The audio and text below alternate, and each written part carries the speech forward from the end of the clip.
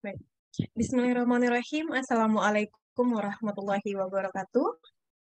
Saya ucapkan selamat datang untuk Bapak Ibu peserta yang sudah memasuki Zoom meeting kita pada sore hari ini.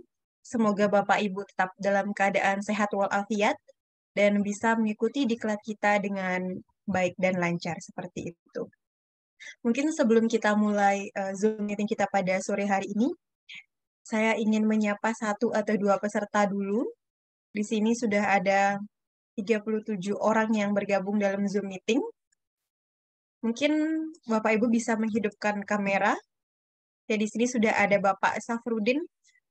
Silakan, mungkin bisa dihidupkan audionya, Pak.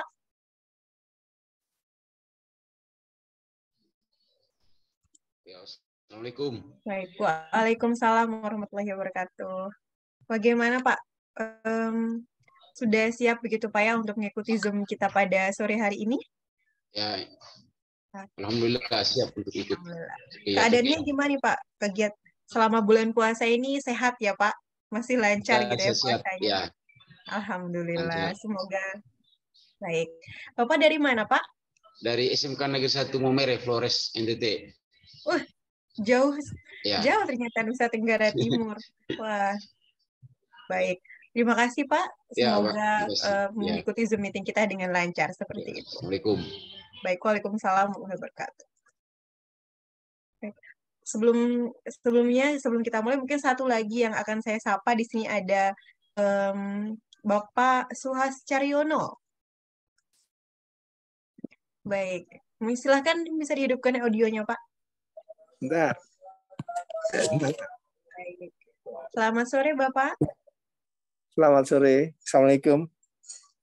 Waalaikumsalam warahmatullahi wabarakatuh. Bagaimana keadaannya, Pak? Baik, alhamdulillah. Di sini di Purworejo, Jawa Tengah. Baik, baik, Pak. Semoga lancar, Pak, mengikuti Zoom meeting kita pada sore hari ini. Amin, amin. Bapak dari sekolah mana ini, Pak?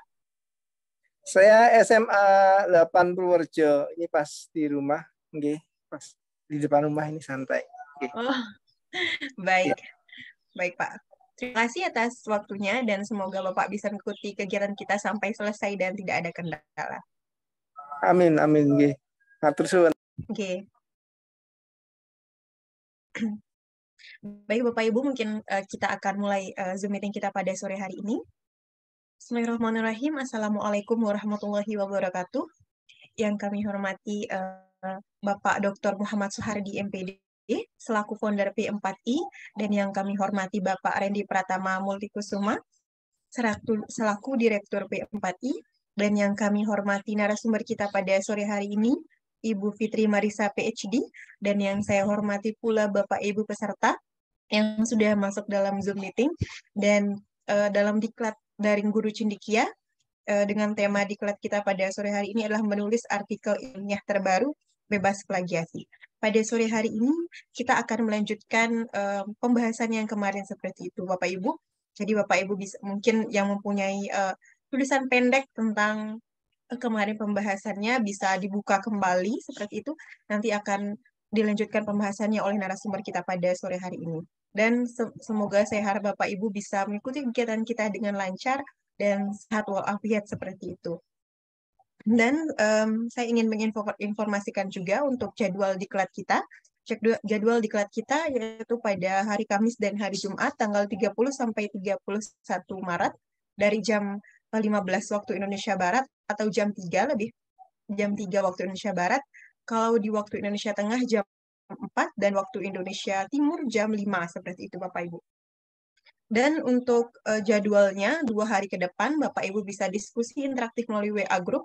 Jadi bisa dibilang pertemuan kedua ini adalah hari terakhir untuk diskusi melalui Zoom meeting. Namun Bapak Ibu bisa fokus juga untuk diskusi melalui WA Group.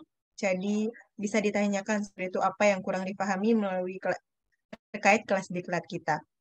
Dan saya juga ingin menginformasikan terkait dokumen seperti itu Bapak Ibu, dokumen seperti absen, sertifikat, dan yang lainnya, Bapak Ibu tidak perlu khawatir karena akan kami siapkan, jadi tidak perlu ada link presensi seperti itu. selama Bapak Ibu sudah mendaftar dan masuk ke WA Group, Bapak Ibu sudah tercatat seperti itu dan dokumen sudah kami siapkan dan akan kami kirimkan di saat hari terakhir kelas. Dan untuk rangkaian acara kita pada sore hari ini ada yang pertama pembukaan, yang kedua penyampaian materi dari narasumber kita, dan yang ketiga adalah diskusi seperti itu Bapak Ibu. Baik, mungkin sama-sama kita buka acara kita pada sore hari ini dengan tema penulisan artikel ilmiah terbaru bebas plagiasi dengan mengucapkan basmalah. Bismillahirrahmanirrahim. Baik, untuk yang kedua langsung saja kita langsung ke penjelasan materi dari narasumber kita, yaitu Ibu Fitri Marisa PhD. Pada beliau dipersilahkan. Terima kasih Mbak Lulu atas kesempatannya. Baik, Mbak Lulu, sebelumnya mungkin saya mohon diingatkan, seandainya nanti melebihi batas waktu, begitu ya. Baik Ibu.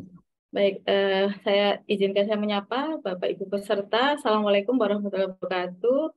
Selamat sore Bapak Ibu, semoga masih semangat, masih sehat, terutama yang menjalankan ibadah puasa, semoga sampai dengan berbuka nanti tetap sehat dan ibadah kita diterima oleh Allah Subhanahu wa taala.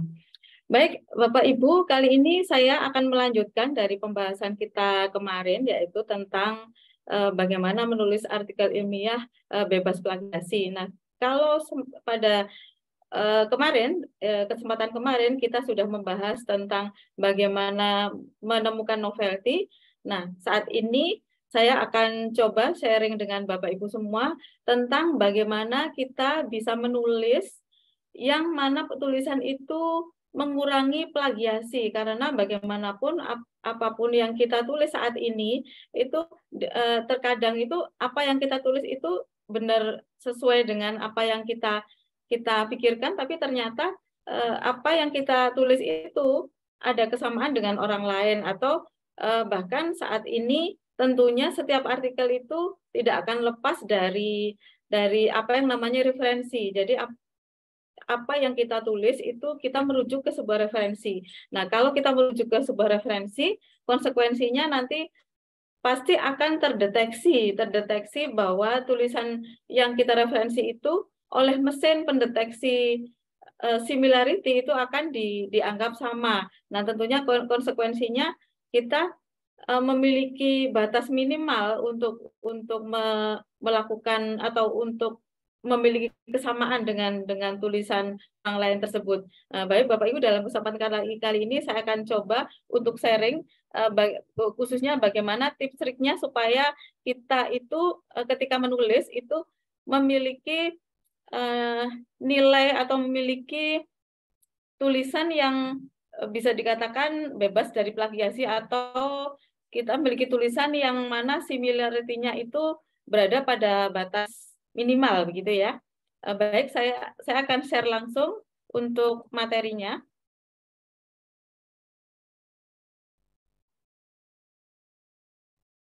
Baik, Bapak Ibu, materi ini sudah saya share di WA Group sebelumnya, sudah di-share ya oleh panitia pada beberapa 2 hari sebelumnya ya. Semoga Bapak Ibu sudah mendapatkan materi ini. Nah, baik.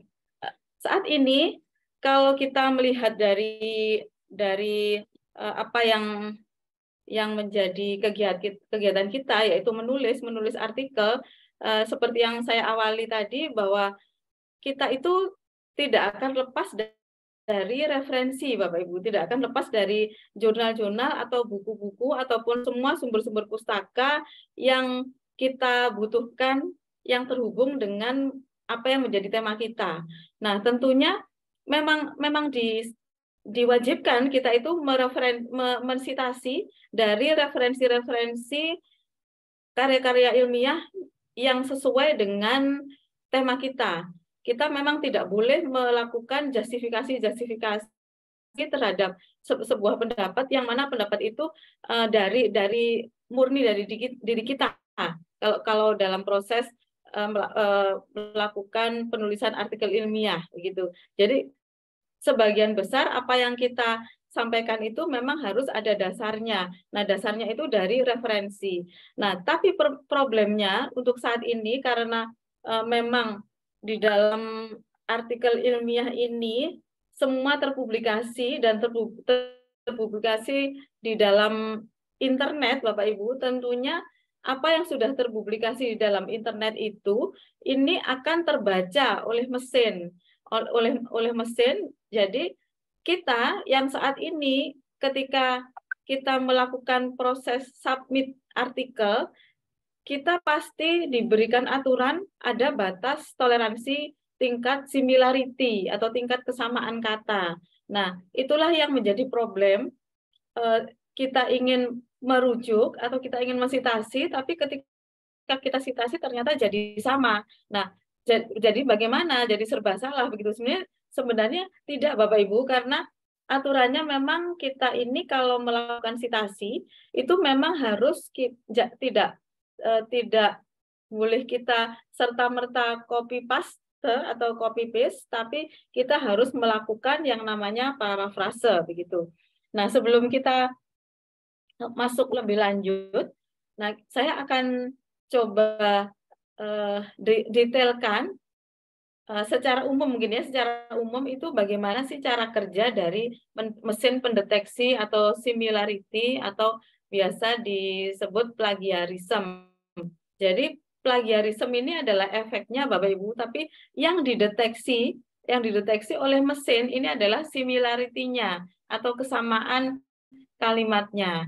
Nah, bagaimana cara kerja mesin? Jadi kalau kita diminta kalau kita submit ke jurnal itu biasanya jurnal itu akan mengecek di dalam aplikasi yang namanya Turnitin. Nah, Turnitin ini memang secara internasional itu digunakan oleh jurnal-jurnal, baik jurnal nasional yang terindeks INTA maupun jurnal internasional yang bereputasi. Jadi meskipun alat pendeteksi plagiarisme atau similarity ini banyak, Bapak Ibu, tapi yang digugakan dan memang terbukti yang paling sahih saat ini adalah Turnitin. Nah, tapi bagaimanapun entah itu Turnitin atau mungkin mesin pendeteksi similarity yang lain seperti plagiarism checker atau mungkin di dalam rewriter ID yang khusus untuk parafrase bahasa Indonesia itu juga ada. Namun saat ini yang digunakan ya, yang digunakan dan bukan disahkan tapi lebih banyak dipakai oleh para pengelola jurnal ini adalah Turnitin. Nah, bagaimana cara kerja dari mesin pendeteksi similarity ini? Cara kerjanya ini bahwa mesin itu akan menganalisis dan membandingkan dokumen kita dengan hampir semua dokumen yang terpublikasi di internet. Jadi apapun yang dipublikasikan di internet, Bapak Ibu, baik itu jurnal maupun blog, barangkali mungkin Bapak Ibu pernah menulis blog begitu, kemudian di dalam artikel-artikel independen ataupun dalam situs-situs resmi, semuanya intinya ya semua yang terdeteksi, yang terpublish di dalam internet itu akan dianalisis, gitu, akan dianalisis oleh mesin pendeteksi ini. Kemudian jika terdapat kesamaan kalimat, maka akan dinyatakan similar atau dinyatakan sama dan masuklah di dalam hitungan persentase similaritas begitu.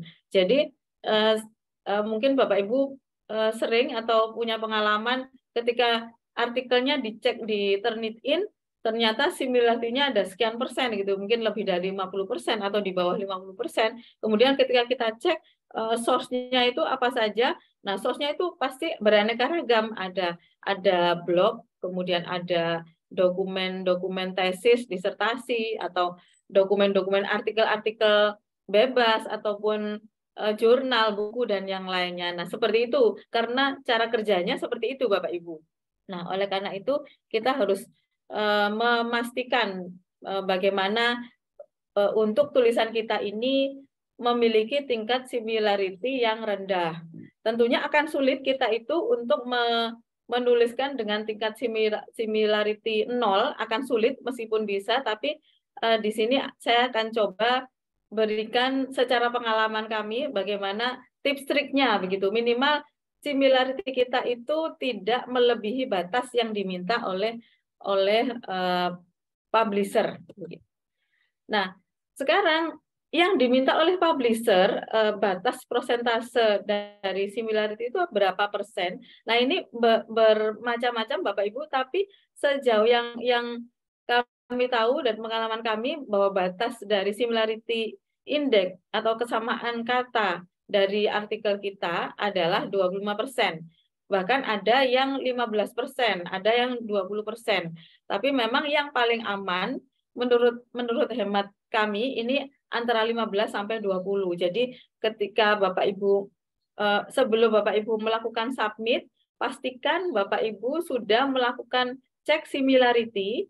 Kalau misalnya tidak memiliki Turnitin, Bapak Ibu bisa mengecek di software-software yang lain begitu. Nanti akan saya jelaskan softwarenya apa saja begitu, nggih. Nah, seperti itu dari pengalaman kami, jadi dipastikan begitu. Kemudian sekarang bagaimana caranya untuk mengantisipasi hal ini, sementara kita setiap sumber yang kita sitasi itu kita kesulitan atau mungkin kita seringnya kopas-kopas saja. Nah, ini jangan Bapak Ibu. Jadi ada triknya. Nah, bagaimana cara-caranya? Nah, cara yang pertama adalah dengan cara membaca ya, dengan cara membaca kalimat asli beberapa kali. Jadi ini cara pertama Bapak Ibu. Bapak Ibu perlu membaca kalimat asli itu beberapa kali. Jadi kalimat yang akan disitasi itu minimal 2-3 kali begitu. Baru kemudian setelah kita sudah bisa mencerna kalimatnya, kita boleh mencatat beberapa poin-poin penting. Nah, ini contohnya misalnya, anggap saja saya sedang membaca kalimat dalam sebuah jurnal, misalnya beberapa kalimat ini, dan saya melihat bahwa ini cocok menjadi referensi yang bisa saya sitasi atau bisa saya cite di dalam artikel saya. Maka di sini saya baca 2-3 kali begitu. Nah, kalau sudah dirasa cukup saya menangkap maknanya, maka saya catat beberapa poin. Nah, misalnya begini Bapak Ibu, misalnya di sini ada kalimat begini. Salah satu pendekatan dalam sebentar ya, saya terganggu dengan ini sebentar. Oke. Baik. Misalnya gini, salah satu pendekatan dalam menggali motivasi adalah model kerangka kerja gamifikasi oktalisis, misalnya kalimat itu. Nah, kalimat itu setelah saya baca, saya cerna, saya ambil poinnya. Nah, poinnya adalah misalnya gamifikasi oktalisis untuk menggali motivasi. Jadi cukup menangkap poinnya saja. Kemudian misalnya kalimat kedua, kerangka kerja ini memiliki 8 core drive sebagai patokan ukuran motivasi. Misalnya begitu. Nah, dari kalimat ini saya mencatat poin ini saja, misalnya oktalisis memiliki 8 core drive, gitu aja. Jadi artinya upayakan ketika kita mencerna ini, kita mencatat poin ini, jangan sampai upayakan ya seminimal mungkin itu kalimatnya berbeda. Jadi kalimatnya berbeda, tapi kalau misalnya memang kita tidak bisa menghindari, tidak apa-apa. Jadi poin-poin pentingnya saja. Tapi upayakan berbeda. Seperti contoh yang di kalimat pertama ini kan hanya beberapa poin saja, hanya beberapa kata saja yang sama. Misalnya gamifikasi oktalisis untuk menggali motivasi. Sedangkan di sini salah satu pendekatan dalam menggali motivasi adalah model kerangka kerja gamifikasi oktalisis. Nah, ini kenapa saya memilih kalimat ini mengganti sebagai pengganti dari kalimat aslinya? Karena begini Bapak Ibu, cara kerja dari similarity check itu dia akan melihat minimal 3 kalimat yang berurutan. Jadi 2 sampai 5 kalimat yang berurutan.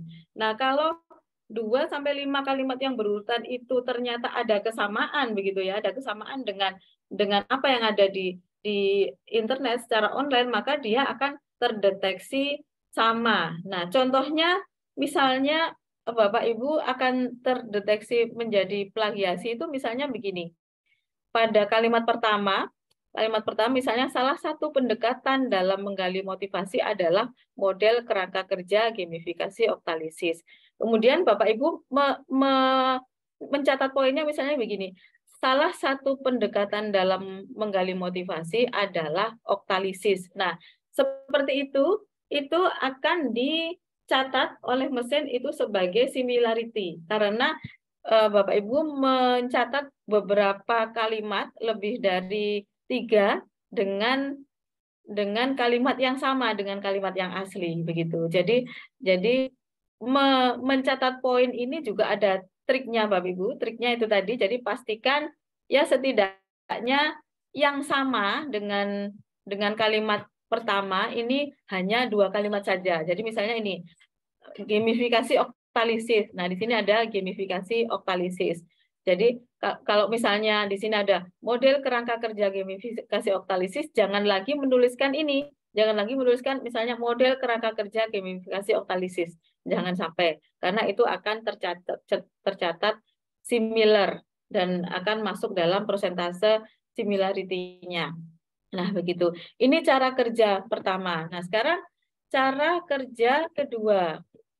Cara tips trik yang kedua dalam melakukan proses parafrase supaya tidak similar adalah menulis ulang dengan mengembangkan poin-poin yang telah dicatat. Jadi kalau Bapak Ibu berada di langkah satu tadi pencatat poin-poin. Nah, langkah kedua ini Bapak Ibu boleh mengembangkan dari poin-poin yang dicatat tadi menjadi kalimat yang baru. Nah, namun kalau Bapak Ibu belum mencatat di poin-poin ini, maka Bapak Ibu boleh mengembangkan ya, artinya melakukan penulisan dari kalimat yang sebelumnya tadi ditulis dengan kalimat yang berbeda. Tapi dari 2 cara tadi, sepengalaman kami akan lebih efektif jika Bapak Ibu menuliskan poin-poinnya dulu. Jadi menuliskan poin-poin, setelah poin-poin itu kita tulis dengan bahasa kita, maka kita kembangkan pun dengan bahasa kita. Dan kalau kita mencatat ini, menuliskan ini, sudah jangan lagi menoleh dari tulisan asli. Karena kita nanti akan terpancing menuliskan kalimat yang bisa jadi kalimat yang sama. Jadi kan Bapak Ibu di sini kan sudah ada yang sudah punya kalimat poin-poinnya. Jadi yang dilihat poin-poin ini saja. Jadi jangan kita menoleh lagi melihat kalimat yang asli. Nah, itu salah satu trik juga Bapak Ibu. Jadi mengembangkan. Misalnya di sini kita kembangkan, misalnya gamifikasi oktalisis untuk menggali motivasi. Nah, ini kalau kita kembangkan menjadi misalnya gamifikasi merupakan pengembangan dari bidang game. Misalnya begitu. Jadi kita juga harus punya pengetahuan lain, Bapak Ibu, yang bisa melakukan proses pengembangan ini gitu ya. Nah, ini sudah berbeda lagi dengan kalimat yang pertama tadi. Kalau saya cek di kalimat pertama tadi, ini kan. Nah, salah satu pendekatan dalam menggali motivasi adalah model kerangka kerja gamifikasi oktalisis. Nah, sedangkan ketika kita kembangkan, misalnya gamifikasi merupakan pengembangan dari bidang game. Kemudian bisa juga Bapak Ibu mengklaim satu kalimat ini menjadi 2 kalimat. Jadi dilanjutkan misalnya fungsi gamifikasi adalah untuk meningkatkan motivasi. Nah, ini kreativitas Bapak Ibu. Jadi Bapak Ibu perlu memang kreatif dalam mengembangkan kalimat-kalimat yang sudah Bapak Ibu tangkap poinnya tadi. Nah, kemudian kalau sudah selesai, maka Bapak Ibu cek kembali kalimat SPOK-nya. Nah, kalau SPOK-nya sudah sesuai, sudah betul. Nah, Bapak Ibu cek kembali untuk istilah-istilah. Jadi begini, kita ini serba salah ya. Jadi kalau kita menuliskan sebuah istilah tentunya di dalam keilmuan kita banyak istilah-istilah yang kita tidak mungkin melakukan parafrase karena itu adalah istilah yang baku begitu. Nah, contohnya misalnya ini ada oktalisis, ada core drive, itu kan sebuah istilah-istilah baku. Nah, namun ini kalau kebetulan nanti ketemu dengan kalimat-kalimat yang mungkin ada 3 kalimat yang sama begitu ya. Misalnya ini oktalisis memiliki 8 core drive.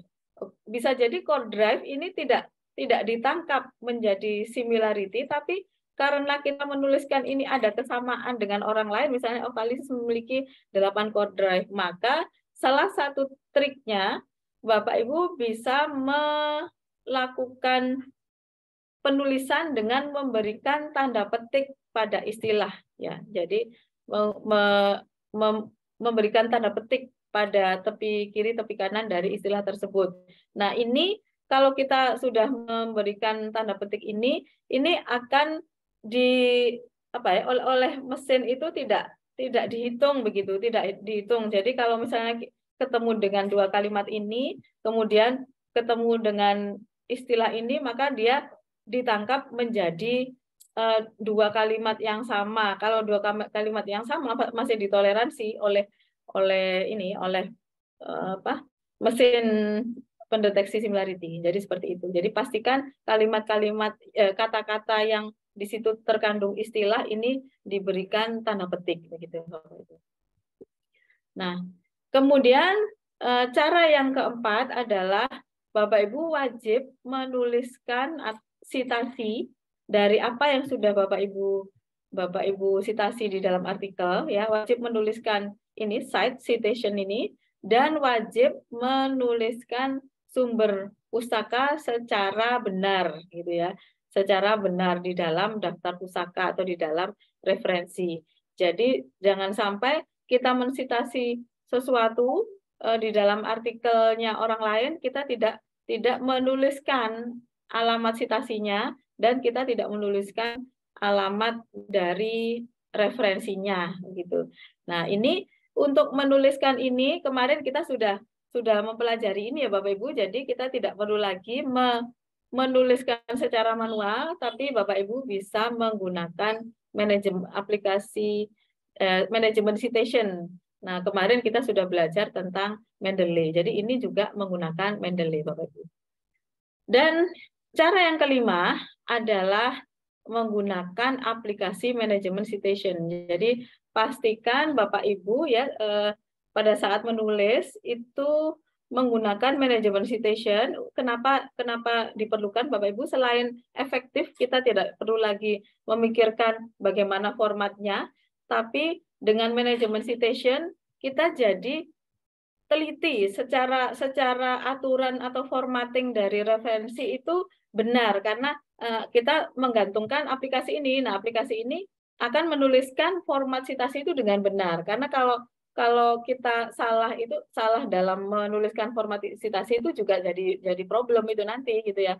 Problemnya juga di pendeteksian similarity, juga problem di proses editorial board, di proses ketika dicek oleh editor sebelum masuk ke reviewer artikel ini untuk referensinya bagaimana. Jadi Bapak Ibu perlu menggunakan manajemen citation. Nah, kemudian dari hasil perbandingan tadi ya, hasil kita melakukan parafrase, saya contohkan yang tadi. Kalau kita melakukan parafrase dengan tepat dari tulisan yang pertama tadi, nah ini kalau saya cekkan di Turnitin, tulisan yang aslinya gitu ya, karena ini murni mengambil dari source di internet di dalam jurnal, maka similarity-nya adalah 100% begitu. Jadi ini contohnya Bapak Ibu, kalau misalnya kita melakukan kopas dari tulisan-tulisan yang ada di internet, maka aplikasi Turnitin, ini saya menggunakan Turnitin, aplikasi Turnitin akan menganalisis dan menemukan kesamaan dengan dokumen aslinya itu. Maka di sini tercatat menjadi 100% begitu. Nah, sedangkan batas maksimal dari artikel yang akan disubmit, yang akan dipublikasi di dalam jurnal itu adalah itu tadi yang saya sampaikan antara 15 sampai 25%. Jadi Bapak Ibu memang ini sangat riskan begitu ya. Nah, kemudian saya coba bandingkan hasilnya dari kita parafrase tadi, dari contoh yang saya parafrase tadi. Nah, ketika saya parafrase menjadi 0%. Nah ini kan kalimatnya ini ya, gamifikasi merupakan pengembangan dari bidang game dan seterusnya. Sedangkan yang sebelumnya ini adalah kalimat asli ya. Salah satu pendekatan dalam menggali motivasi adalah model kerangka kerja gamifikasi Octalysis. Nah, ini Bapak Ibu, kalau kita menggunakan cara parafrase manual, istilahnya cara parafrase yang tidak menggunakan mesin, dari pengalaman kami ini adalah cara yang paling baik. Artinya ini dari perbandingan ini saya ingin menyampaikan ke Bapak Ibu bukti kalau kita melakukan parafrase dengan cara-cara seperti tadi itu akan mengurangi 100% dari tingkat similarity index. Nah, ini adalah hasilnya 0%. Nah, begitu Bapak Ibu. Cuma cara-cara ini memang seringkali ini ya dikeluhkan mungkin bagi kita yang mungkin butuh waktu cepat atau mungkin bagi kita yang susah untuk memparafrase kembali sebuah kalimat itu akan jadi menyulitkan. Nah terus bagaimana supaya kita tetap bisa menulis dengan cepat, sementara untuk untuk similarity tetap terkurangi meskipun tidak 100% misalnya. Nah, ada cara-cara yang mana cara-cara ini menggunakan aplikasi Bapak Ibu. Nah, cara-cara ini adalah berikut ini sebagai berikut. Nah, ini adalah cara melakukan parafrase dengan tools. Nah, di internet ini banyak aplikasi-aplikasi yang digunakan untuk mendeteksi melakukan parafrase, di mana di situ juga sekaligus mendeteksi plagiasi. Ini ada, kalau saya catat yang sering digunakan dan cukup bagus, ini adalah ada Killbot, ada Rewriter ID. Kalau untuk Spinner ID juga bisa, cuma kalau saya lebih berpengalamannya di Killbot dan di Rewriter ID. Nah, perbedaannya Bapak Ibu, kalau di Killbot ini adalah untuk memparafrase dari kalimat-kalimat yang berbahasa Inggris gitu. Jadi kalau misalnya artikel-artikel Bapak Ibu adalah artikel yang berbahasa Inggris, saya sarankan menggunakan Killbot. Nah, namun kalau artikel Bapak Ibu adalah berbahasa Indonesia, nah kita memiliki aplikasi yang ya cukup ampuh kalau menurut saya. Rewriter ID ini saya juga menggunakan, saya juga memiliki akunnya. Ini di sini terbukti bisa melakukan parafrase yang bisa dibilang cukup mendekati ini ya kalimat-kalimat yang lazim begitu ya. Ya karena gini Bapak Ibu, aplikasi bagaimanapun tetap aplikasi, tidak bisa sesempurna hasil dari parafrase itu seperti tulisan atau kalimat ketika kita parafrase manual gitu. Jadi kita tetap harus mengecek kembali hasil parafrasenya ini kira-kira lazim atau tidak gitu. Jadi secanggih-canggihnya aplikasi tetap perlu kita cek. Kemudian ada juga Spinner ID. Nah, kemudian kalau artikel tersebut berbahasa Inggris, nah ketika Bapak Ibu melakukan parafrase dengan Killbot, jadi ini Killbot berbahasa Inggris, Rewriter ID dengan bahasa Indonesia, Spinner ID juga dengan bahasa Indonesia dan bahasa Inggris. Tapi ini kalau menurut saya, pengalaman saya, Spinner ID ini untuk kalimatnya itu tidak terlalu tertata begitu. Jadi saya tidak terlalu menggunakan ini. Tapi jika Bapak Ibu ingin menggunakan aplikasi yang di situ multilingual, Bapak Ibu bisa menggunakan Spinner ID. Oke. Baik, saya lanjutkan. Jika kita memiliki artikel berbahasa Inggris dan kita parafrase menggunakan Killbot, maka setelah kita parafrase, Bapak Ibu perlu mengecek lagi, perlu melakukan semacam penyusunan kalimat ulang gitu ya, dengan menggunakan Grammarly. Jadi harus dipastikan grammarnya dan seterusnya. Karena biasanya kalimat itu ketika sudah masuk ke parafrase, nanti untuk susunan kalimatnya kadang berubah gitu ya. Nah, kalau bahasa Indonesia kita bisa mengecek apakah ini sudah sesuai atau tidak. Kalau bahasa Inggris kita serahkan saja kepada aplikasi Grammarly supaya kita tidak terlalu energi kita tidak terlalu banyak di bagaimana menata kalimat dan bahasa Inggris, karena tidak semua dari kita itu punya kemampuan bahasa Inggris yang baik, ya Bapak Ibu. Ya. Nah, baik. Nah, ini sekarang langsung saya praktekkan ya. Saya praktekkan, saya tampilkan saja di slide supaya lebih jelas. Jadi ini contoh melakukan parafrase di dalam Rewriter ID. Nah, Rewriter ID ini Bapak Ibu, ini ada yang gratis, ada yang berbayar. Tapi saya sarankan berbayar. Karena apa? Perbedaannya kalau yang gratis ini dibatasi oleh kalimat gitu ya. Jadi ini pastinya ya mempengaruhi dari apa ya, proses parafrase dari tulisan Bapak Ibu. Jadi ini sebenarnya tidak mahal Bapak Ibu. Jadi ini per tahun. Saya ini kalau tidak salah sekitar 200 sekian. Ini kebetulan saya diberi akunnya oleh Writer ID. Ini akunnya per tahun. Nah, nanti Bapak Ibu bisa menggunakan kalau misalnya memang aktif atau produktif dalam menulis, Bapak Ibu mungkin bisa menggunakan bisa mendaftarkan akun di dalam Rewriter ID. Nanti bisa melihat di websitenya ya, rewriter.id. Ini mungkin bisa patungan dengan teman atau satu akun bisa digunakan lebih dari satu orang bisa, jadi gantian begitu. Jadi tidak harus kita memiliki satu orang satu akun, karena kita bisa mensiasati dengan cara seperti itu gitu. Kalau misalnya dirasa terlalu mahal, kalau tidak salah tidak sampai 300 ini per tahunnya. Nah, kemudian di Rewriter ID ini biasanya tidak hanya Rewriter ID, baik itu Rewriter ID maupun aplikasi yang lain itu juga dilengkapi dengan plagiarism checker. Jadi kita juga kalau misalnya kita memiliki aplikasi ini gitu ya, kita bukan hanya bisa melakukan parafrase, tapi kita juga bisa mengecek plagiarismenya gitu, seperti mengecek di Turnitin. Saya sudah membuktikan, saya cek hasilnya, yang hasil pengecekan similarity di Rewriter ID dengan Turnitin juga tidak jauh berbeda. Jadi aman, artinya Bapak Ibu bisa menggunakan ini gitu. Nah, sekarang saya contohkan, misalnya ada sebuah kalimat di internet di dalam jurnal tertentu.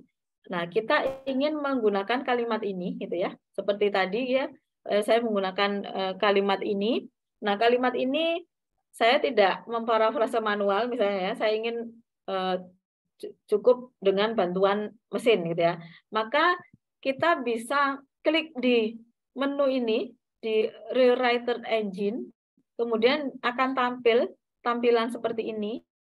Nah, kemudian kita perlu mempaste atau menyalin tulisan yang akan kita gunakan tadi di sini. Kemudian kalau sudah, kita klik rewrite atau kita klik tulis ya, rewrite, menulis ulang. Maka hasilnya itu ada di bawahnya. Hasilnya ada di bawahnya seperti ini Bapak Ibu. Nah, lebih jelasnya lagi ini seperti ini. Jadi di bawahnya itu tadi ini ya, saya perbesar. Nah, di sini ada tampil semua kalimat yang direkomendasikan yang sudah diparafrase. Ada yang berwarna hitam, ada yang berwarna biru. Nah, yang berwarna hitam artinya sudah fix. Nah, sedangkan yang berwarna biru ini ada pilihan-pilihan kalimat yang bisa kita ganti. Nah, contohnya ini misalnya. Misalnya di sini ada pembelajaran matematika. Di sini ada melewati. Nah, melewati ini bisa menggunakan melewati, bisa menggunakan dengan, bisa menggunakan lewat, bisa menggunakan via gitu ya. Nah, kalau dilihat dari kata-katanya Bapak Ibu memang harus menyaring gitu ya. Apakah sesuai dengan tulisan formal dari tulisan artikel ilmiah atau tidak, karena ini aplikasi Rewriter ID maupun yang lain tetap dia akan mengumpulkan hampir semua kata yang sinonim gitu ya. Entah itu formal atau tidak, mereka akan menyajikan rekomendasi. Nah, kita tetap yang akan menentukan. Nah, jadi kalau Bapak Ibu merasa perlu diubah, Bapak Ibu perlu mengubah. Tapi kalau dirasa kalimat yang hasil rekomendasi dari Rewriter ID ini sudah sesuai, Bapak Ibu tinggal kopas. Nah, mengkopasnya di dokumen yang di bawahnya lagi. Jadi final teksnya. Jadi ketika selesai kita ubah, kemudian di sini ada final teksnya, baru kita paste. Jadi kita setelah kita copy, kita pastekan ke dalam artikel kita gitu. Nah, kalau anggap saja ini adalah hasil akhir, misalnya kalimatnya sudah baku, Bapak Ibu ya, sudah sesuai artinya. Kemudian kita coba cek. Di dalam aplikasi plagiarism checker. Nah, tadi kan yang atas ya, rewrite engine. Nah, kalau untuk plagiarism checker kita bisa cek. Nah, berapa persen kira-kira kalimat ini? Nah, ini coba saya bandingkan. Nah, ini saya bandingkan kalau saya menggunakan aplikasi ini ya, aplikasi plagiarism checker dalam Rewriter ID dalam kalimat asli gitu ya. Ketika kalimat asli ini saya cek, maka hasilnya ini 0% unik. Artinya 100% sama, 100% similar. Seperti yang hasil Turnitin tadi ada 100% similar ya. Ini kalau ini mendeteksinya adalah yang uniknya. Jadi uniknya adalah 0%. Itu sinonim dengan 100% similar. Artinya ini sama. Kita terdeteksi bahwa kalimat yang kita kopas tadi, kalimat asli tadi terdeteksi memiliki 100% kesamaan dengan dokumen asli. Nah, ini juga disajikan kalimat-kalimatnya ya.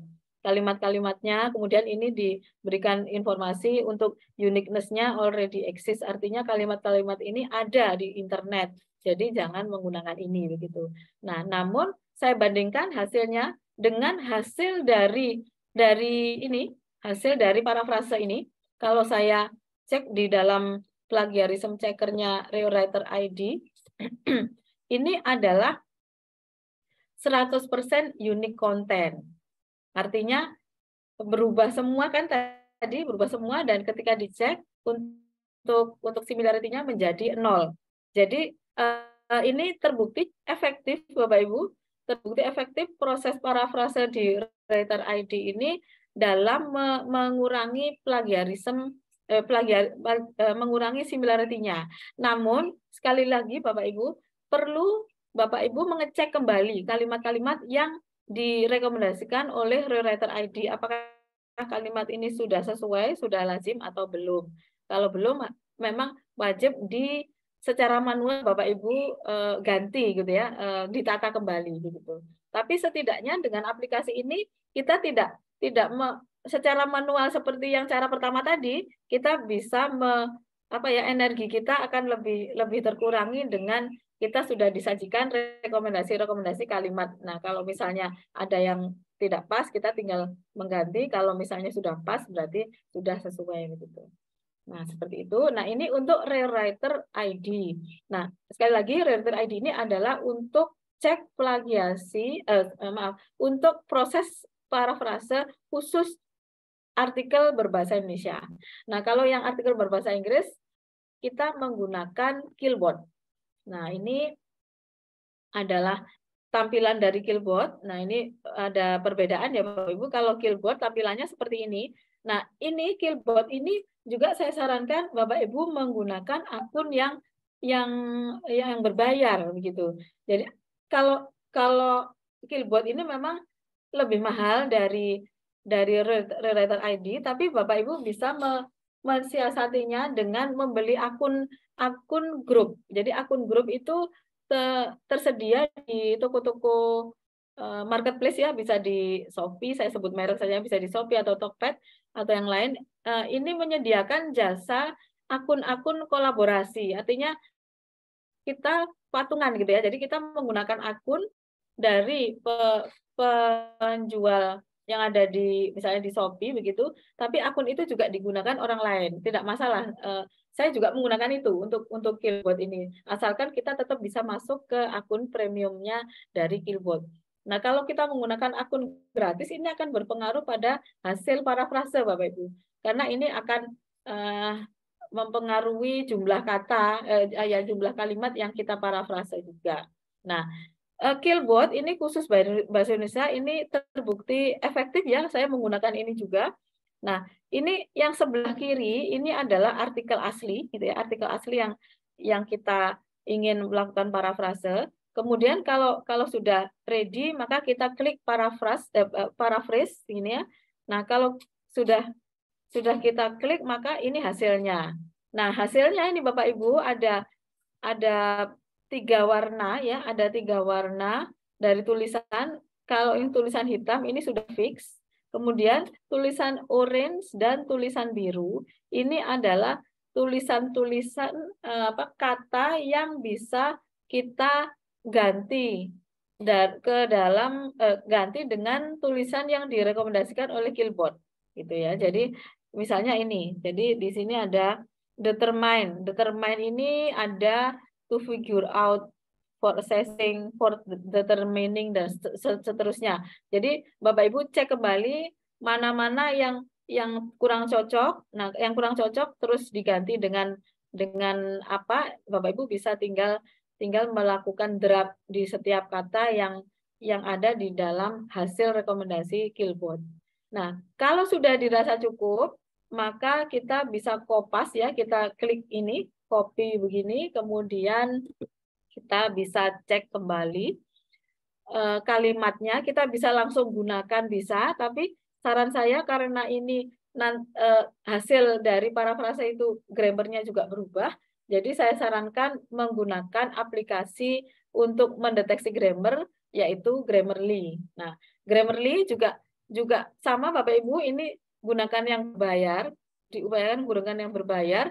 Kalau terasa mahal, Bapak Ibu bisa menggunakan akun-akun collaborate yang dijual di marketplace, sama sifatnya sama dengan Quillbot.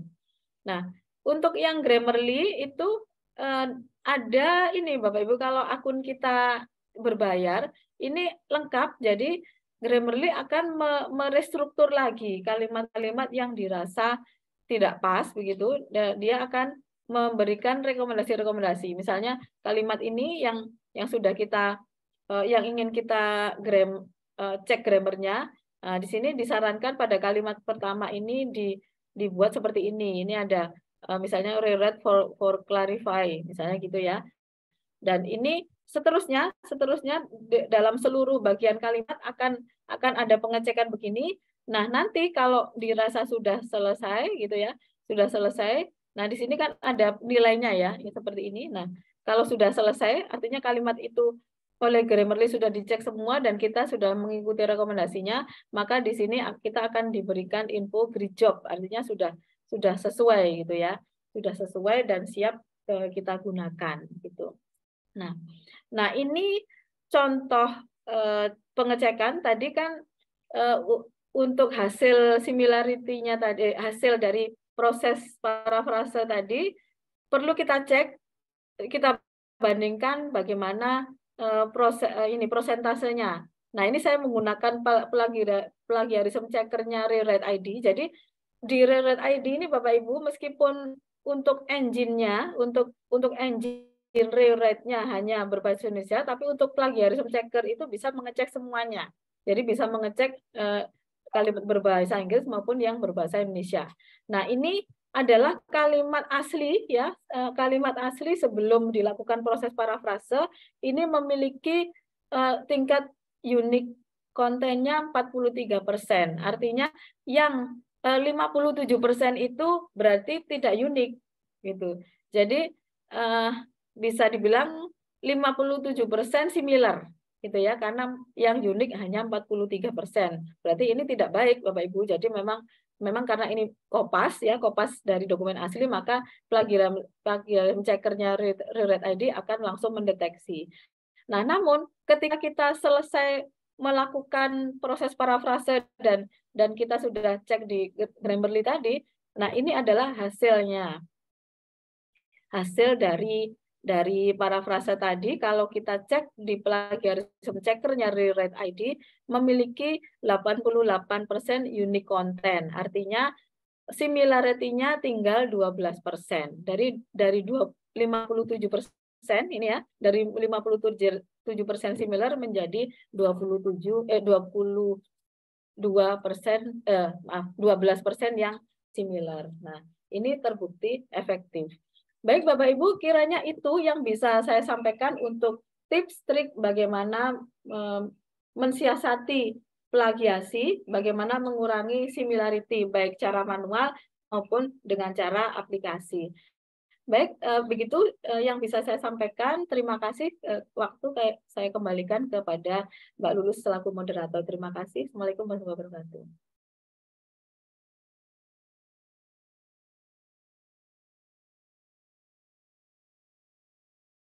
Baik, terima kasih Ibu atas materi yang sudah disampaikan.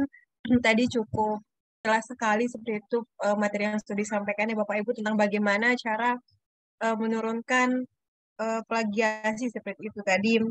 Bagaimana cara parafrase, terus tadi ada aplikasi-aplikasi yang digunakan untuk mengurangi plagiasi seperti itu. Ada Quillbot tadi yang sudah saya sedikit catat. Terus ada 3 seperti itu tadi Bu yang disebut. Namun ada beberapa yang perlu berbayar seperti itu. Namun di balik itu mungkin Bapak Ibu bisa menggunakan seperti yang narasumber kita bilang tadi, bahwa jika ingin mempelajari lebih lanjut seperti itu bisa menggunakan mohon maaf maksudnya bisa kita yang mengelola sendiri kata tersebut seperti itu. Namun jika Bapak Ibu ingin lebih mudah seperti yang dikatakan narasumber kita tadi, bisa menggunakan 3 aplikasi tersebut. Baik, terima kasih Ibu atas materinya sudah sangat jelas sekali bagaimana cara kita menurunkan plagiasi dari bagaimana cara trik and tips parafrase yang sangat-sangat bagus dan jelas seperti itu. Mungkin sekarang kita lanjut ke tema sesi selanjutnya, Ibu. Kita akan sesi diskusi. Mungkin di sini ada Bapak Ibu yang ingin bertanya. Silahkan bisa menghidupkan videonya dan bisa melakukan raise hand. Bagi Bapak Ibu yang ingin bertanya bisa menghidupkan kamera dan melakukan raise hand seperti itu. Silahkan bagi Bapak Ibu yang ingin bertanya bisa raise hand terlebih dahulu.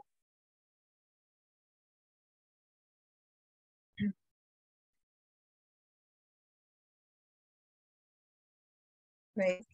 Baik. Di sini sudah ada yang raise hand. Baik.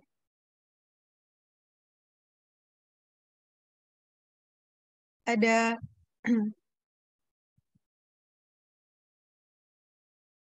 silakan Bapak Yulisius Subari Putra. Silakan bisa dihidupkan audionya, Pak. Baik, selamat sore. Terima kasih buat Selamat sore. waktu yang diberikan.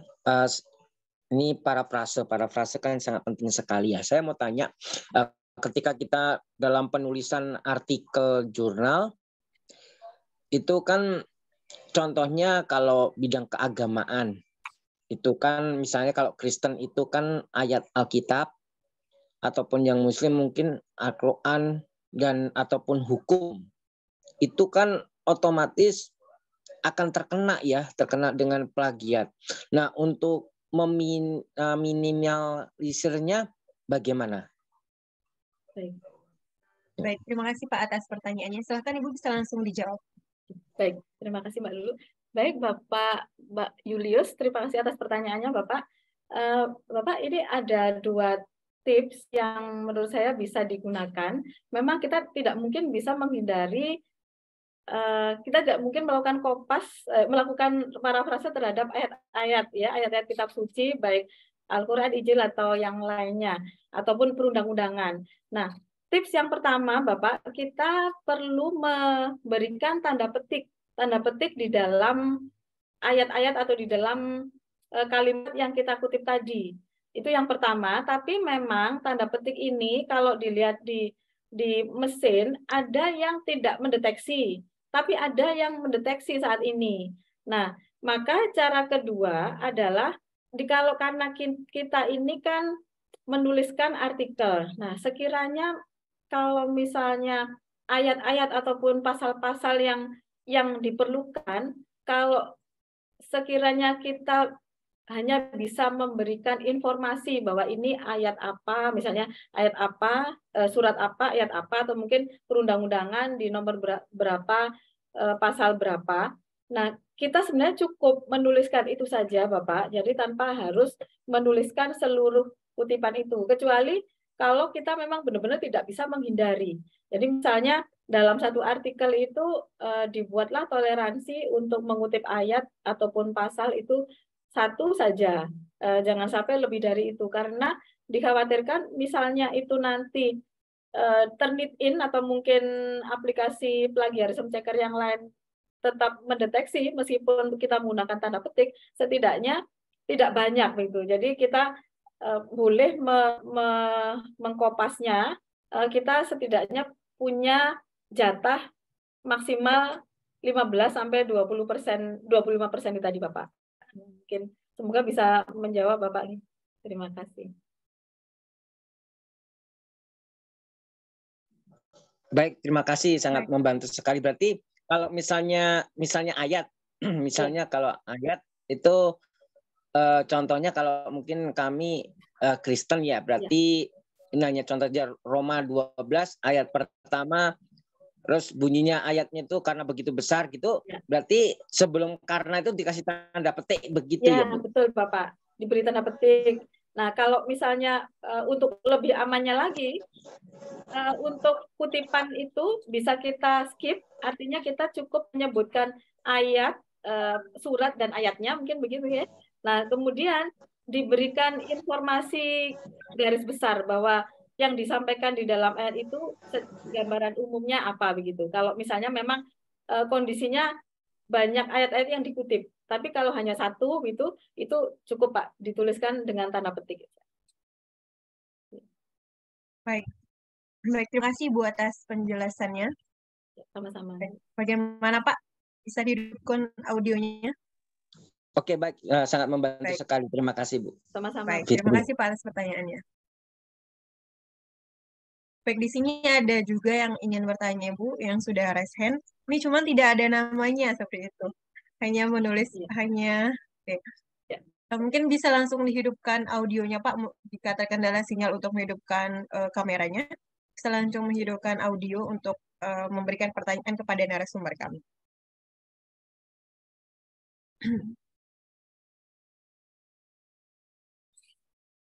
Oke. Baik, mungkin ada terkendala sinyal atau mungkin ditinggal sebentar seperti itu Ibu ya, tadi sudah ada menjawab pertanyaan. Mungkin kita beralih ke pertanyaan dari kolom chat Ibu sebelum kita ada pertanyaan dari Zoom meeting langsung seperti itu. Ibu bisa langsung menjawab atau mau saya bacakan ini Bu, pertanyaan yang di kolom chat. Boleh dibacakan Mbak Lulu. Oh, baik. Baik, saya bacakan Bu ya. Ya. Oke. Di sini ada Ibu Wuryani, tapi sebenarnya tadi sudah dijelaskan bagaimana cara melakukan parafrase pada peraturan-peraturan, tadi sudah dijelaskan dengan menaruh tanda petik dan sebagainya. Dan di sini ada pakai aplikasi, oke, sudah dijelaskan juga. Kita cari yang ini. Dari Ibu Mukaromah, untuk satu kali parafrase bisa memuat maksimal berapa kata? Apakah ada batasnya atau tidak seperti itu, Bu? Mungkin bisa langsung dijawab. Ya. Baik, terima kasih Mbak Lulu. Terima kasih pertanyaannya Ibu Mukaromah. Nah, untuk batas dari kalimat yang bisa diparafrase di dalam mesin ya, kalau di dalam mesin itu kalau tergantung dari aplikasinya. Misalnya kalau tidak salah Killbot itu 1000 kata. Namun misalnya Ibu di sini ingin memparafrase 2000 kata, bisa dibagi 2. Ibu. Jadi 1000 kata dulu, kemudian selesai, kemudian 1000 kata dicoba lagi, dan begitu seterusnya, dan itu tidak ada batasan. Jadi misalnya kita ingin memparafrase 10.000 kata pun juga tidak apa-apa, tapi kita menyesuaikan dengan batas yang ditentukan oleh aplikasi tersebut. Begitu. Mungkin seperti itu secara singkatnya Mbak Lulu. Baik, terima kasih Bu. Sudah dijelaskan dan dijawab pertanyaan dari Ibu Mukaromah. Di sini ada lagi yang bertanya dari Dia Rahmawati. Apakah membuat makalah juga bisa menggunakan aplikasi rewriter.id untuk mengurangi plagiasi? Ya. Mungkin bisa langsung dijawab, Ibu. Ya, baik. Terima kasih pertanyaannya Ibu Dia Rahmawati. Jawabannya sangat bisa, Ibu. Jadi apapun makalah, kemudian artikel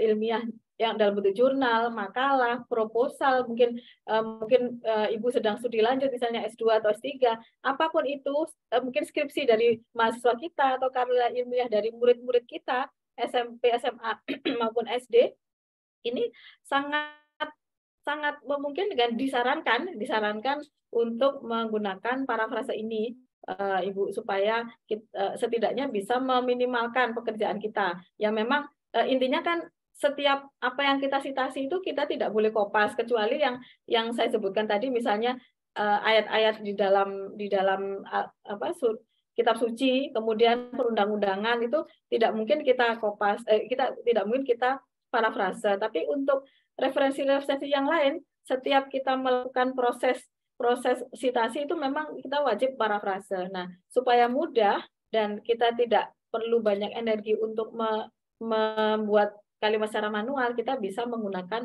aplikasi ini gitu. Nah, itu kira-kira Mbak Lulu, terima kasih. Baik, terima kasih Bu atas penjelasannya. Baik, saya ingatkan kembali kepada bagi Bapak Ibu yang ingin bertanya, bisa langsung menghidupkan videonya dan melakukan raise hand. Di sini sudah ada beberapa pertanyaan yang sudah dijawab melalui kolom chat seperti itu Bapak Ibu. Jadi Bapak Ibu bisa langsung bertanya melalui Zoom meeting juga. Jadi bisa langsung berdiskusi seperti itu Bapak Ibu dengan narasumber kami. Apa saja materi yang mungkin kurang dipahami dalam bagaimana penulisan artikel ini ya. Di sini ada Ibu Diah Rahmawati yang sudah menghidupkan videonya dan raise hand. Mungkin bisa langsung menghidupkan audionya Ibu. Ya, terima Silakan kasih. Pertanyaannya. Ini yang mau saya tanyakan, untuk aplikasinya ini perlu kita install atau langsung di Google? Oh iya. Untuk aplikasi Reward Baik, terima kasih ID. Ya, baik Ibu Diah. Untuk aplikasi ini kita cukup membuka Ibu, tidak perlu kita install. Jadi kalau misalnya Ibu menggunakan Rewriter ID, maka Ibu bisa langsung mengunjungi websitenya rewriter.id, nanti langsung kita bisa mengakses di situ. Jadi tidak perlu install Ibu. Gitu. Termasuk yang untuk Killbot maupun Spinner ID juga sama. Semuanya asalkan akses internetnya ada, kemudian browsernya ada, kita langsung masuk ke alamatnya dan kita harus login ke akunnya. Jadi akunnya saya sarankan jangan akun yang free, karena akun yang free itu sangat terbatas. Jadi gunakan akun yang berbayar. Seperti itu kira-kira Bu Diah. Mudah-mudahan bisa menjawab. Silakan Ya, bagaimana Ibu? Ya, silakan Ibu. Ya, silakan Ibu. Ya, Silakan Ibu bisa. langsung kita di Google-nya ini kita ketik secara langsung Rewriter ID-nya, kemudian kita masukkan apa yang mau kita parafrasekan seperti itu. Betul Ibu, betul. Jadi di Google langsung dicari rewriter.id, nanti langsung masuk ke linknya. Nah, nanti seperti yang di slide saya itu tadi, kalau tampilan seperti yang di slide saya tadi, maka itu Ibu sudah berada di linknya Rewriter ID dan bisa langsung copy paste dari dokumen yang ingin diparafrase. Terima kasih Bu penjelasannya. Sami-sami. Terima kasih Ibu atas pertanyaannya dan terima kasih juga untuk narasumber kami yang sudah menjawab dengan tepat seperti itu langsung. Baik, di sini ada Bapak. Bisa dihidupkan audionya Pak? Mohon maaf. Ya. Baik, dengan Bapak siapa? Dengan Dedi. Ya, dengan Pak Dedi. Silakan Pak Dedi pertanyaannya. Ya. Ya, makasih. Assalamualaikum warahmatullahi wabarakatuh. Waalaikumsalam. Yang saya hormati Bu narasumber. Ini tadi yang menarik adalah untuk rewriter yang berbayar ya. Soalnya kalau yang gratis biasanya ada keterbatasan. Iya betul Bapak. Nah, boleh nggak Bu nanti minta petunjuknya untuk yang join di grup untuk rewriter yang berbayar. Baik Bapak. Petunjuknya ya. Ya. Makasih Bu. Ya. Sama-sama Terima Bapak. kasih Bapak. Ya. Baik Bapak, insya Allah hari ini atau besok saya akan share di grup untuk bagaimana proses pendaftarannya. Nah kebetulan saya juga ada kontak person di sini untuk yang memang berhubungan dengan Rewriter ID. Mungkin saya bisa izin share dari nomor HP dari kontak person tersebut yang bisa langsung menuntun bagaimana proses pembayarannya ya Bapak ya.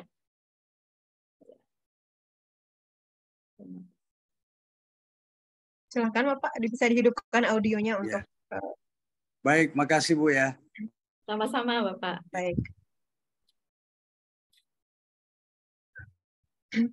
Baik, silahkan untuk Bapak Ibu yang ingin bertanya lagi atau yang ingin berdiskusi dengan narasumber kami, bisa langsung menghidupkan videonya dan melakukan raise hand. Dan bagi Bapak Ibu juga bisa langsung melakukan pertanyaan di kolom chat pada Zoom meeting.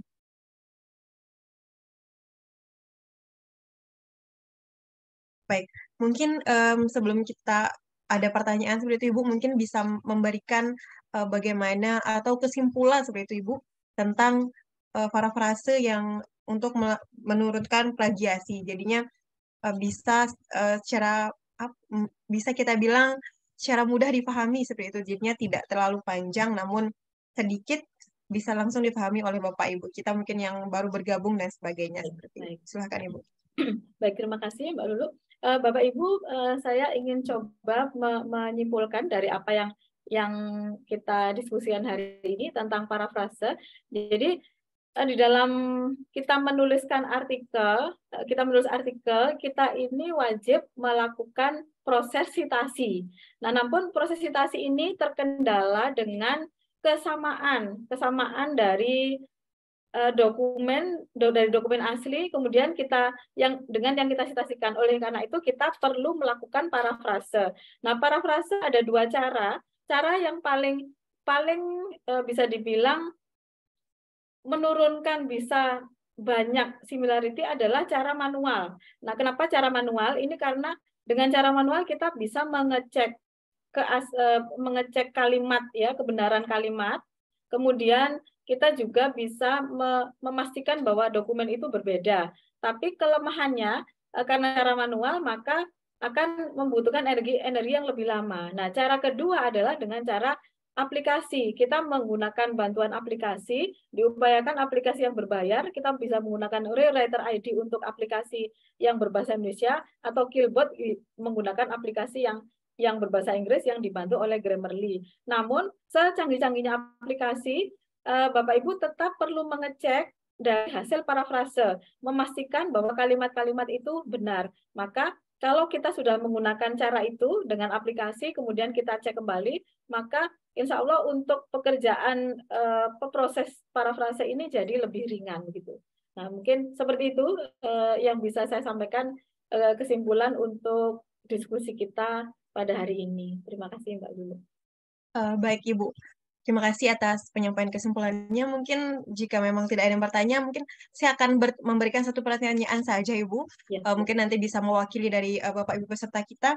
Nah, biasanya kalau kita membuat artikel itu, Ibu, bagaimana cara kita mengetahui seberapa banyak plagiasi? Nah, kebanyakan dari kita yang belum familiar atau belum mengenal aplikasi apa yang harus kita gunakan untuk mengecek makalah atau artikel kita, apakah harus melalui langsung ke Google atau memang seperti apa begitu prosesnya. Jadi bisa kita tahu langkah-langkah yang harus dilakukan seperti itu, Ibu. Ya. Baik, terima kasih Mbak Lulu.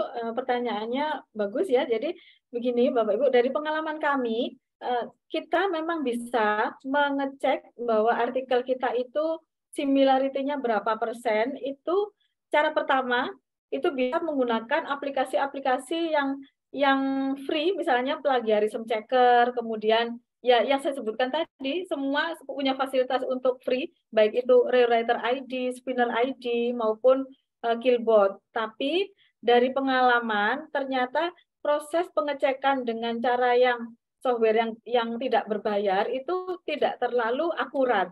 Jadi mau tidak mau kita memang harus mengeceknya dengan cara yang berbayar. Nah, di aplikasi mana? Nah, itu sudah saya sebutkan tadi, kita bisa menggunakan yang kami sudah meneliti dan terbukti cukup efektif. Ini adalah ada Rewriter ID, kemudian ada Turnitin. Yang pasti kalau yang digunakan secara internasional itu adalah Turnitin, yang digunakan oleh publisher besar juga Turnitin. Jadi Bapak Ibu bisa menggunakan mendeteksinya menggunakan akun-akun yang saya sebutkan ini tadi. Jadi saran saya kurang efektif kalau kita menggunakan akun-akun yang tidak berbayar, meskipun di internet itu tersaji banyak. Nah, ini kenapa di slide yang saya presentasikan tidak saya praktekkan, karena dari dari pengalaman kami itu ternyata kurang efektif begitu. Jadi dideteksi di aplikasi tersebut tidak ada similar, tapi ternyata begitu dicek di Turnitin ternyata ada similar. Jadi seperti itu Ibu. Jadi pastikan kita melakukan proses plagiarism checker berada pada software yang benar. Nah, caranya adalah gunakan software yang berbayar. Nah, softwarenya bisa menggunakan Rewriter ID atau Spinner ID ataupun plagiarism checker dan Turnitin yang terakhir. Nah, mungkin seperti itu Ibu. Baik, terima kasih Bu sudah dijelaskan sangat lengkap dan tepat sekali, sebenarnya itu sudah mudah sekali untuk kita pahami. Baik Bapak Ibu, mungkin untuk pertanyaan di sini sudah tidak ada lagi, atau Bapak Ibunya mungkin sudah paham seperti itu, atau mungkin agak kurang fokus karena lagi puasa seperti itu Ibu ya. Baik. Okay. Baik, mungkin sebelum kita tutup Zoom meeting kita pada sore hari ini, saya izin Ibu untuk sedikit menyimpulkan tentang yang Ibu sampaikan tadi. Tadi sudah dijelaskan bagaimana cara proses untuk menurunkan plagiasi, yaitu dengan melakukan yang lebih tepat itu adalah menggunakan aplikasi yang berbayar seperti itu. Karena aplikasi yang gratis biasanya mungkin ada saja yang kurang seperti itu Bu ya. Jadi sudah disebutkan ada Spinner ID, Rewriter.id, dan yang terakhir itu plagiarism checker, dan ada Turnitin seperti itu. Baik. Jadi Bapak Ibu bisa melakukan cek plagiasi melalui 4 aplikasi tersebut agar Bapak Ibu bisa mempelajari kembali apa saja kalimat-kalimat yang harus diubah dalam artikel atau makalah Bapak Ibu seperti itu. Dan saya izin menginformasikan kepada Bapak Ibu bahwa jadwal diklat kita pada sore hari ini adalah 2 hari, yaitu pada tanggal 30 Maret sampai dengan 31 Maret, yaitu pada hari Kamis dan hari Jumat. Dan untuk hari ini adalah hari kedua kita, seperti itu Bapak Ibu. Jadi untuk hari ini, hari terakhir untuk Zoom meeting, seperti itu. Dan untuk diskusi melalui WA Group, yaitu dari tanggal 30 sampai dengan 2 April. Jadi Bapak Ibu bisa memaksimalkan waktu untuk diskusi dengan narasumber kami, karena narasumber kami sudah ada di WA Group. Jadi Bapak Ibu bisa langsung bertanya atau mungkin melakukan diskusi dengan narasumber kami di WA Group. Dan untuk dokumen dan yang lainnya, saya izin informasikan kepada Bapak Ibu bahwa dokumen yang lainnya akan kami siapkan. Jadi Bapak Ibu tidak perlu mengkhawatirkan atau menanyakan bagaimana presensi, kehadiran, link absen dan sebagainya kami akan siapkan. Jadi Bapak Ibu cukup fokus untuk mengikuti kelas diklat kami karena dokumen akan kami siapkan secara utuh dan kami kirimkan di saat hari terakhir kelas. Seperti itu Bapak Ibu. Baik, karena sudah tidak ada pertanyaan dan mungkin sudah jelas semua yang disampaikan oleh narasumber kami, saya ucapkan terima kasih untuk narasumber kami yang sudah bergabung dan memberikan ilmunya bagaimana tentang menurunkan plagiasi dalam artikel. Semoga Ibu tetap sehat dan bisa berbagi ilmu lagi dengan kami seperti Ibu. Amin, amin. Dan saya juga ucapkan terima kasih dan kepada Bapak Ibu peserta yang sudah hadir dalam Zoom meeting ini, semoga kita semua dalam keadaan sehat walafiat seperti itu. Dan saya ucapkan mohon maaf dan terima kasih kepada Bapak Ibu jika ada salah kata dalam Zoom meeting kita pada sore hari ini. Baik, mungkin kita langsung tutup saja acara kita pada sore hari ini dengan sama-sama melafalkan Alhamdulillah. Alhamdulillah. Baik, terima kasih Ibu. Wassalamualaikum warahmatullahi wabarakatuh. Waalaikumsalam warahmatullahi wabarakatuh. Terima kasih Bapak Ibu. Mohon izin.